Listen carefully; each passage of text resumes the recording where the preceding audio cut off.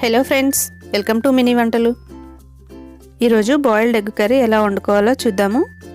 ముందుగా main ingredients ఏంటో చూద్దాము.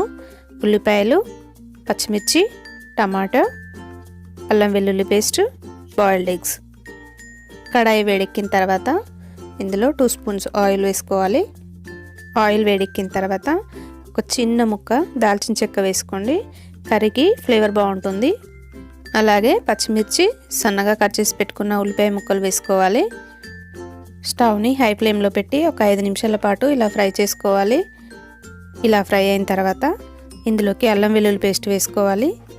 ఈ అల్లం వెల్లుల్లి పేస్ట్ని పచ్చివాసన పోయేంత వరకు ఫ్రై చేసుకోవాలి.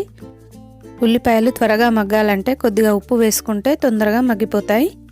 ఇలా ఫ్రై అయిన తర్వాత ఇందులోకి 1/2 టీ స్పూన్ పసుపు, అలాగే 2 స్పూన్స్ కారం వేసుకోవాలి.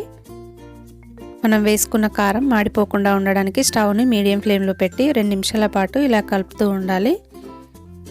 ఇలా బాగా ఫ్రై అయిన తర్వాత ఇందులోకి 1 టీ స్పూన్ ధనియాల పొడి వేసుకోవాలి. అలాగే 1/2 టీ స్పూన్ గరం మసాలా వేసుకోవాలి. ఈ మసాలాలన్నింటినీ మరో 2 నిమిషాల పాటు ఫ్రై చేసుకోవాలి.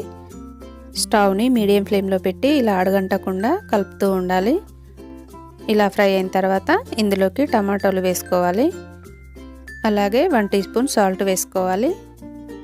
బాగా పండిన టమాటాలు తీసుకొని సన్నగా కట్ చేసి వేసుకుంటే మనకు తొందరగా మగ్గిపోతుంది. ఇలా కలుపుకున్న తర్వాత 2 నిమిషాల పాటు మూత పెట్టి ఉడికించుకోవాలి. ఇలా టమాటాలు మెత్తగా ఉడికిన తర్వాత ఇందులోకి గ్రేవీ కోసం 1 గ్లాస్ వాటర్ వేసుకోవాలి. చిన్న టీ గ్లాస్తో వాటర్ సరిపోతుంది, ఎక్కువ వేసుకోవద్దు. ఇలా మరుగుతున్నప్పుడు ఇందులోకి ముందుగా ఉడికించుకున్న కోడిగుడ్లను వేసుకోవాలి. ఈ ఎగ్స్ని కర్రీలో వేసే ముందు ఎగ్కి స్పూన్తో కానీ చాక్తో కానీ ఘాటు పెట్టుకోవాలి. ఎందుకంటే ఎగ్కి ఉప్పు, కారం, మసాలాలన్నీ పట్టి ఎగ్ చాలా టేస్టీగా ఉంటుంది. ఈ ఎగ్స్ని కర్రీలో వేసిన తర్వాత మూత పెట్టి ఒక 5 నిమిషాల పాటు ఉడికించుకోవాలి. ఇలా ఒకసారి మిక్స్ చేసుకున్న తర్వాత ఇందులోకి సన్నగా కట్ చేసి పెట్టుకున్న కొత్తిమీర వేసుకోవాలి. కొత్తిమీరను వేసుకున్న తర్వాత 2 నిమిషాల పాటు కలిపి మూత పెట్టి ఉడికించుకోవాలి. ఎంతో టేస్టీగా ఉండే బాయిల్డ్ ఎగ్ కర్రీ రెడీ అయిపోయింది. మీరు కూడా తప్పకుండా ట్రై చేసి చూడండి, చాలా టేస్టీగా ఉంటుంది.